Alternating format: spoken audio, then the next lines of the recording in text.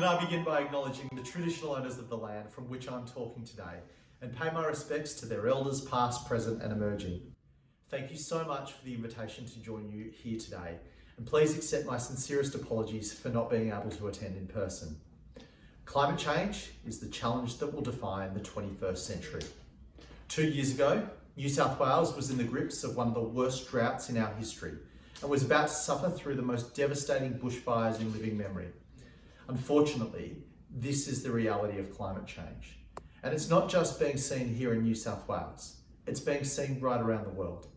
In New South Wales, we have a new interim target of halving our emissions by 2030. And we understand the work that we do between now and 2030 will fast track our shift to net zero emissions.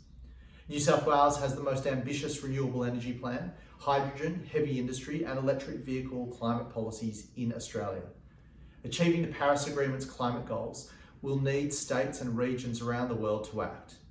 We're proud to be part of the Under 2 Coalition and to announce today our commitment to 9 of the Under 2 Coalition leaders' actions. The future of our planet and prospects for our economies hinge on the decisions that we take today. We will go further, faster, if we go together. This is Alan Winde, Premier of the Western Cape. If there's one thing our province, our city of Cape Town and the Western Cape understand, that is climate change. We have been living through climate change over the last years, over the last decade. We have felt the consequences of years of drought and the implications for running out of water for Cape Town, almost reaching our day zero water. We've felt it with these droughts across our province, the implication for a key economic sector, which is agriculture.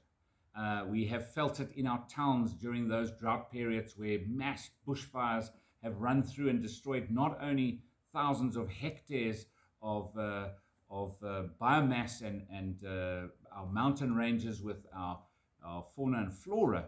We have also felt the devastation through our towns and villages where many homes get destroyed because of runaway fires. We've had the opposite, which is our floods and our tendency now to have concentration of rain falling in far shorter periods, causing flooding of our rivers. So really we do understand what climate change means to us because we are living it every single day. We've also over many years been busy with our climate change mitigation strategies, whether we've set up Green Cape or we've looked at our agri-sector and how the implications for climate change and what it means for each of the commodity groups that we farm in this region. We've got response strategies for all of them, from running satellite technologies to making sure that we're not overwatering when it comes to our crops of fruit or vines. We have got biomass measurements from drones and from satellite technologies, to really understanding how we get the maximum use of water in these sectors without overusing. We really have been busy with setting up organizations like Green Cape and understanding what the future of the green economy is for this region, how we could get movement to solar PV, small embedded generation, and creating a green economic zone so that we can start finding green jobs and attract investment into that zone in various guises of technology or manufacture for the future, for green economy.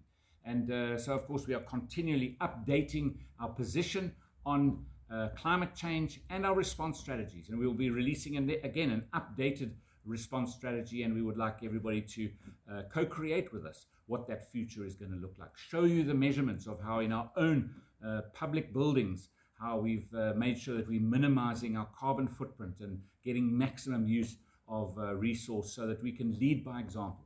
So I think as a region, I'm very proud of what we've achieved so far. We do definitely understand what climate change means, and we actually want everybody to be part of getting the behavior change right, getting the investment patterns right, making sure that as a region, we are a leading green future region.